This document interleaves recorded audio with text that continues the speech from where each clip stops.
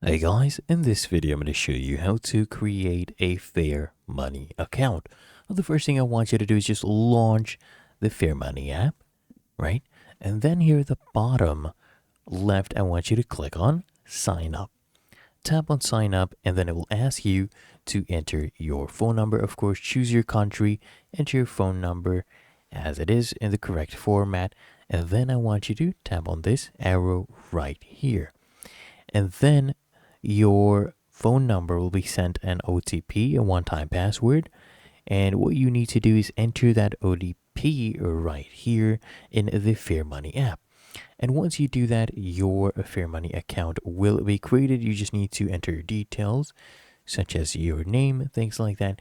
As you can see, this number is already registered. I did that.